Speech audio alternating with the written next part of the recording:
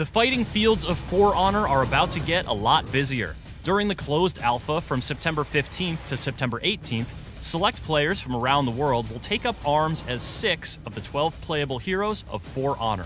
The Warden, the Raider, the Kensei, and the Orochi will be joined by 2 brand new warriors, the Conqueror and the Berserker. As players duke it out, they'll get a taste of For Honor's progression system by unlocking new abilities, new weapon and armor parts, and new visual customization elements to make sure they're ready to rumble in 3 distinct modes. The epic 4-on-4 clashes of Dominion, the tactical 2-on-2 showdowns of Brawl, and the intense 1-on-1 face-offs of Duel.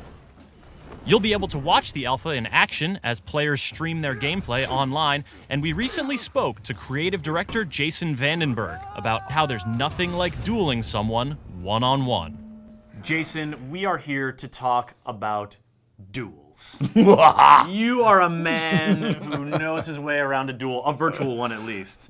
I've done some real-world dueling myself. I mean, you kind of have to if he's going to inform For Honor. I mean, the duel, the sword fighting mechanics are so the heart of the game, the beating heart of this game. Absolutely. That you are trying to stick swords into at any given moment. But let's talk about that 1v1 mode. Right. Because we've seen Dominion and these sprawling battles. But 1v1 is a very special relationship that develops when you and one other player are just trying to kill each other. There's no escape, right? It's skill against skill alone, right? No, it's fantastic. So, and the duel mode, of course, it's exactly what you said. It's that beating heart of the game, kind of revealed in its purity, right?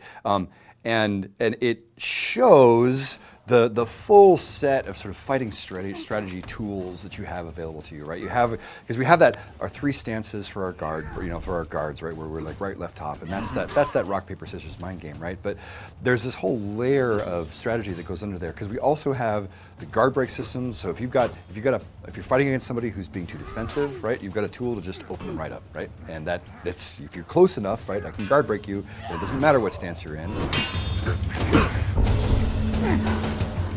We have a bunch of other powers too. You can parry attacks that are coming in, right? If you manage to pull this one off. But if I'm attacking you, right, and you're in the right guard and you attack at just the right moment, you're going to parry.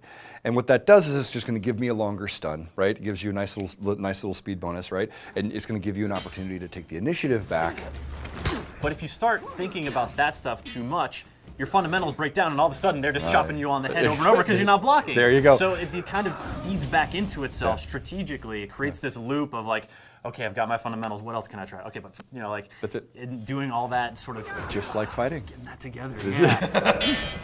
I was playing as the Raider, and I landed 2 chops, and I came with a heavy one, and all of a sudden my axe was ablaze, and I was like bellowing out this extra roar. Like, oh yeah! Oh my God! Nailing it! So learning that about the specific character, unblockable, super key. Yeah. So that's unblockable. That's what that is. Unblockable is not something I like to hear as someone who's being attacked. No. What's my recourse? Dodge. Dodge, okay. Don't be there when it crosses the thing, right? Like, it's really the point, yeah.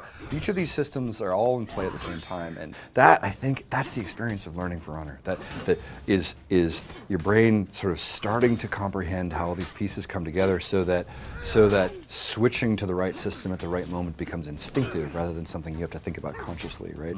Shortening the reflex cycle, right? So, and our skill cap on this one, I mean, it's really high.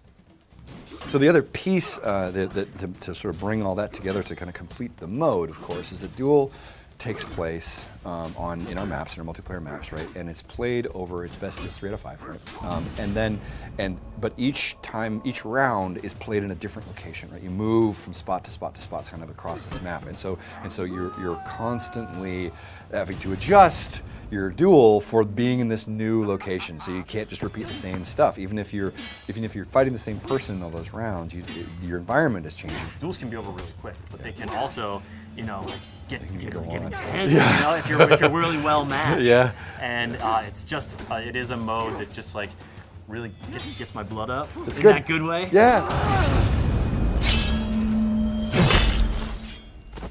I think the part of the reason it gets your blood going so well is because we're not talking about gameplay mechanics that are too abstract, right? They're all just representations of the real world challenges you would face if you were doing this, right? And so you believe it, like you start to believe it, and you start to, I find that when I'm fighting, I'm using the part of my lizard brain that is like aiming for the, right? I want to aim for their skull, right? And I'm thinking in a way that is the same way that I was thinking when I was, like getting messed up in playground, brawls when I was a kid, right? Or it's like it's instinctive. You're hooking into kind of your intuitive warrior part, I think, and that's something we've done very deliberately.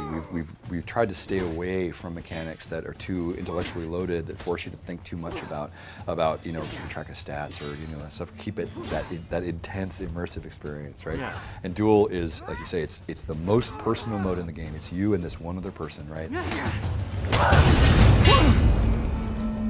You go up against somebody full tilt where they're trying to win, you're trying to win. You come out with this really clear idea of who they are.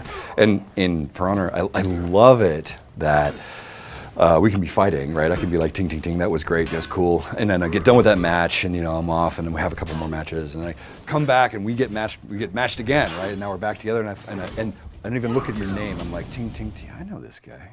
Right? Like, wait a minute. Yeah, that this approach, is that one. the 1-1-2, Yeah, that kind of I remember that entry. Yeah, I get this entry, right? I'm like, oh, that's the name, right? Like I recognize people's fighting styles before I recognize their name, right? Their username.